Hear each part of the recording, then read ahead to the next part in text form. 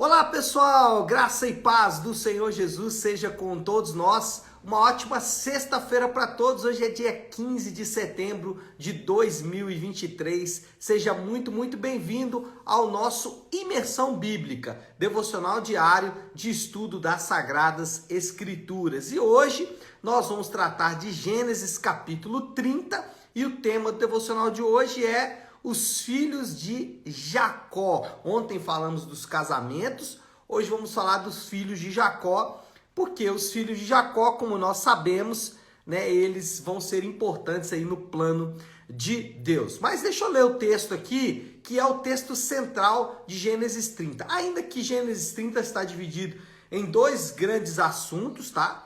O assunto que começou no 29 e pega metade do capítulo 30 é o que a gente vai tratar dos filhos.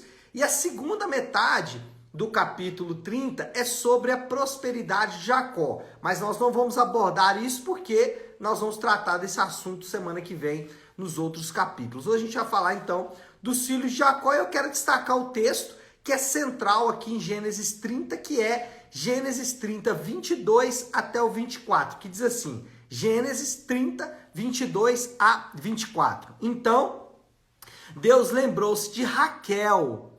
Deus ouviu o seu clamor e a tornou fértil. Ela engravidou, deu à luz a um filho e disse, Deus tirou de mim a minha humilhação. Deu-lhe o nome de José e disse, que o Senhor me acrescente ainda outro filho. Bom, o nascimento dos filhos de Jacó dá origem ao que nós conhecemos como as 12 tribos de Israel. Cada um destes filhos aqui vão representar uma dessas tribos. A diferença é que na organização das tribos, se você pegar um mapa, por exemplo, você não vai ver lá um território para a tribo de Levi. Daqui a pouco eu vou explicar por quê. E você vai ver dois territórios divididos para a tribo de José. José, então, acaba tendo dois territórios, Efraim e Manassés, e a tribo de Levi acaba não tendo território, e a gente vai daqui a pouquinho explicar por que se deu isso. Mas o que eu quero destacar nesse texto é o início ali do versículo. Na verdade, em 3 versículos, existem 3 menções de Deus. Então, olha só, o versículo 22 fala assim, então Deus lembrou-se. Aí, Deus lembrou-se, deixa eu ler esse negócio de novo aqui, né? Deus lembrou-se de Raquel, Deus ouviu o seu clamor, ela engravidou e disse, Deus tirou a minha humilhação. E ainda uma quarta menção aqui, né? Que o Senhor me acrescente ainda outro filho. Aqui, a primeira menção ali, então, Deus lembrou e Deus ouviu, pode ser colocada como uma só. Mas a menção de Deus aqui no texto mostra que ele é o único capaz de conceder filhos. Deus é destacado nesse texto como aquele que tem o dom da vida, aquele que pode dar vida. E se Jacó, se Raquel, se anteriormente Sara, depois Rebeca, se eles tiveram filhos, foi porque o Senhor quis. Hoje nós vivemos, lamentavelmente, um período onde os filhos são tratados como um problema, onde os filhos são tratados, por exemplo, como despesa, e as pessoas têm medo de ter filhos, e a sociedade, em maneira geral, produz esse medo. Hoje já está se discutindo, para nossa vergonha e dor, a questão do aborto legalizado. É isso mesmo. Algo inacreditável, inconcebível às nossas cabeças, mas que hoje é tratado com extrema naturalidade. Mas as Escrituras apresentam filhos como bênção, como herança do Senhor, filhos como propósito, filhos como parte do plano de Deus. E aqui a gente vai ver exatamente isso. Jacó com uma grande prole, com 12 filhos, e esses filhos tornando então a chamada tribos de Israel, a nação de Israel, o povo de Deus. Mas um texto aqui que chama a atenção é que o versículo diz que Deus se lembrou ou lembrou-se de Raquel. E isso nos ajuda a também lembrar que Deus jamais se esquece dos seus. Jesus chegou a dizer que mesmo que uma mãe que amamentou o seu filho, porventura esqueça o seu filho, Deus, o Senhor, jamais se esquece dos seus. E isso deve ser uma promessa, isso deve ser uma recordação que deve sempre permear o nosso coração. Nós devemos sempre nos lembrar que Deus jamais, nós devemos nos lembrar que Deus jamais se esquece dos seus, e aqui esse texto vai deixar isso de maneira muito evidente. Deus também, ele tem aqui para esses filhos todos papéis distintos, e a gente pode destacar pelo menos 3 personagens importantes aqui nesses filhos de Jacó. Ainda aqui não foi mencionado o nascimento do filho mais novo, do caçulinha, né, o Benjamim, mas os outros já estão todos relacionados aqui. E o que a gente tem aqui? Por exemplo, filhos que vão desempenhar um papel como o de José. Lembra José? Nós vamos falar de José daqui a pouquinho no relato do Gênesis. José vai se tornar um personagem principal ali naquele momento inicial. Por quê? Porque ele vai ser vendido como escravo para o Egito, e lá no Egito ele vai prosperar, Deus vai elevá-lo a uma condição que depois ele vai ser usado para preservar o povo de Deus. Então, José mostra essa preservação da nação de Israel, do povo de Israel, dos filhos de Jacó, vão ser preservados por causa de um dos seus filhos, o José. Mas nós temos também o Levi. Falei agora há pouco que o Levi, a tribo de Levi, não tinha território. Por quê? Porque Levi foi ou deu origem à família sacerdotal. Os sacerdotes, aqueles que serviam no templo do Senhor, eles eram da tribo de Levi. Personagens importantes da tribo de Levi, um deles Arão e o seu irmão Moisés, da tribo de Levi. Então, os filhos de Levi foram importantes também para não só ali no período de Moisés e Arão, mas depois também como a família sacerdotal. E como eles eram sacerdotes, eles estavam responsáveis para cuidar do tabernáculo num primeiro momento e depois do templo.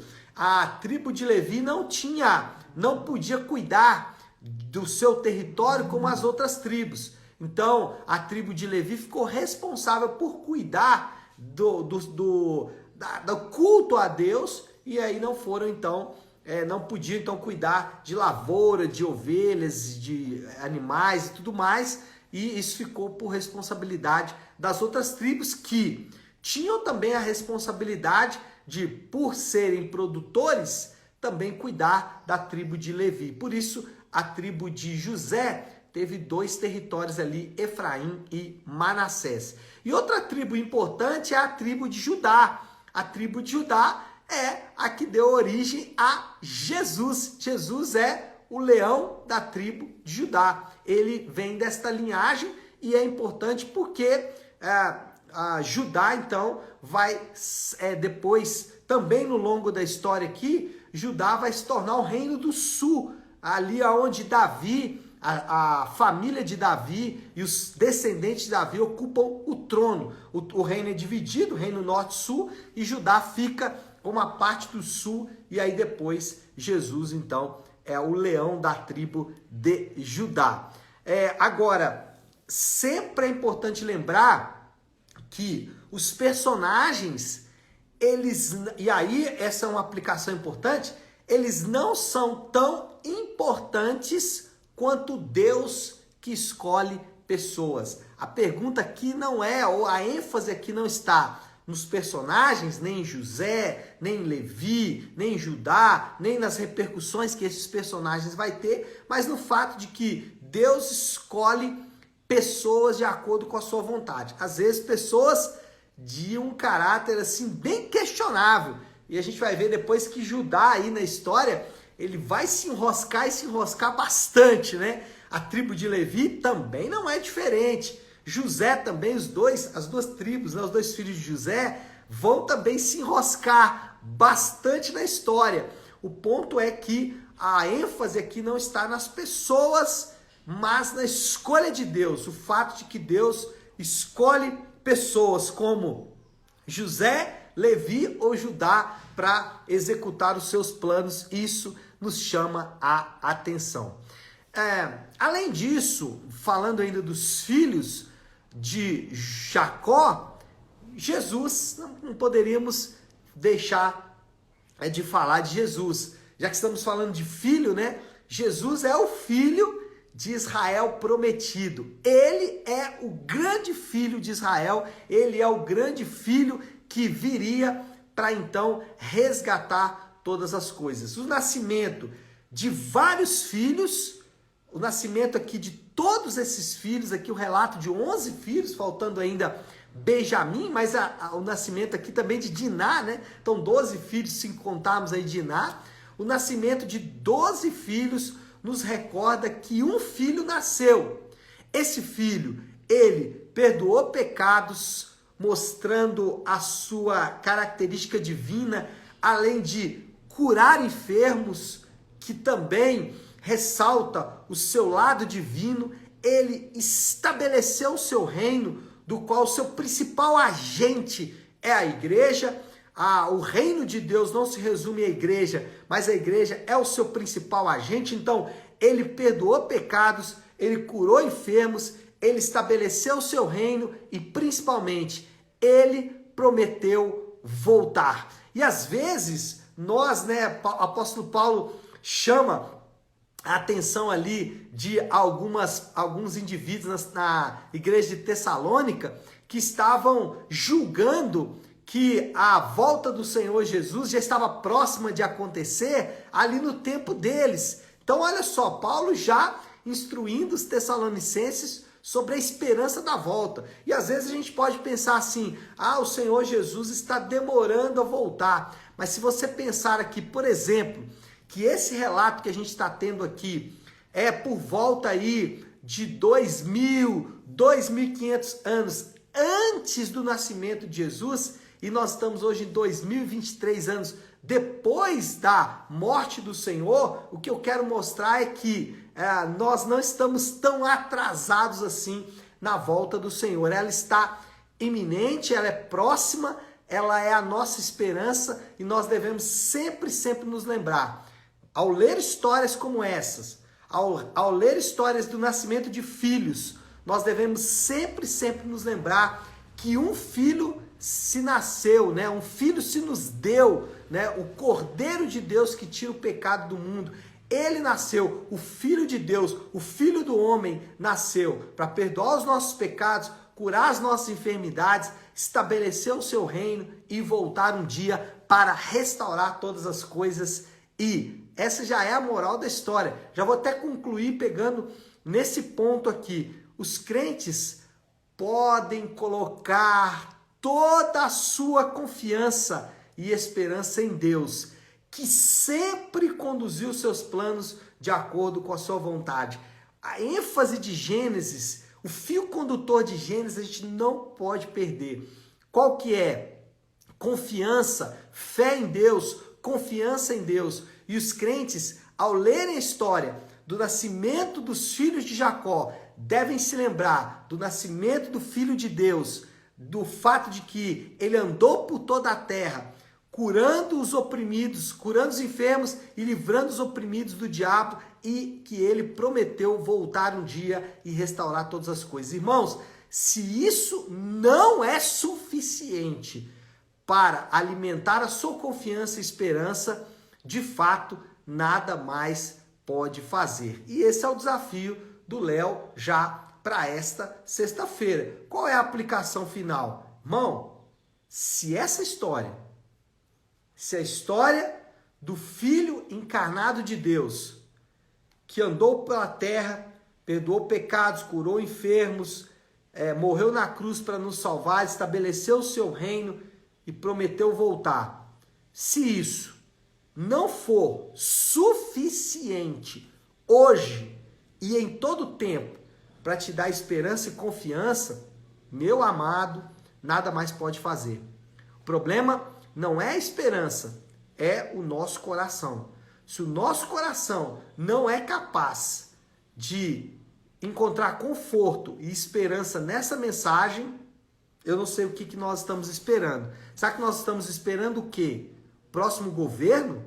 É isso mesmo? É isso que estamos esperando? A crise econômica mundial passar? É isso mesmo que estamos esperando? Será que a nossa esperança é tão vazia, é tão fútil, é tão inocente a esse ponto? Será que nós olhamos para o mundo e nos desesperamos a tal ponto de não conseguir encontrar esperança na promessa de Deus? Se isso estiver acontecendo, olha, eu acho que você precisa voltar para as Escrituras novamente, porque a palavra de Deus, ela é eficaz, poderosa e gloriosa para nos dar esperança. Olha esse versículo, eu vou finalizar aqui com ele. Olha esse versículo. Então Deus lembrou-se de Raquel. Irmãos, isso é o que nos dá esperança, confiança e conforto. O Senhor se lembrou do seu povo. Jamais tirou os olhos do seu povo e cuidou do seu povo em todo o tempo. Essa é a nossa esperança. Governo e outras coisas não tem esperança nesse povo. Eu tenho esperança no Senhor que fez os céus e a terra. Tá certo? Bom, chega de falar, né? Vamos lá, vamos orar. E como eu gosto de fazer, sexta-feira, encerrar a semana de devocionais com a oração que o Senhor nos ensinou, com a oração do Pai Nosso. Então, se você puder, pare aí um instante o que você está fazendo e vamos juntos buscar a Deus em oração, orando aqui a oração que o Senhor nos ensinou, a oração do Pai Nosso. Pai nosso que estás nos céus, santificado seja o teu nome. Venha o teu reino, seja feita a tua vontade, assim na terra como no céu. Dá-nos hoje o nosso pão de cada dia. Perdoa as nossas dívidas, assim como perdoamos aos nossos devedores. E não nos deixes cair em tentação, mas livra-nos do mal, porque teu é o reino, o poder e a glória para sempre. Amém. Amém, pessoal? Bom, então é isso. Nós vamos ficando por aqui. Só lembrando de deixar um convite especial para você. Domingo, às 10 da manhã, nós temos culto de adoração ao Senhor na nossa Igreja Nave, Rua Professora Maria Carolina Campos, número 28, no bairro Nova Suíça. Você é meu convidado mais do que especial, tá bom? Deus te abençoe. Ótima sexta-feira para todos. Fiquem com Deus.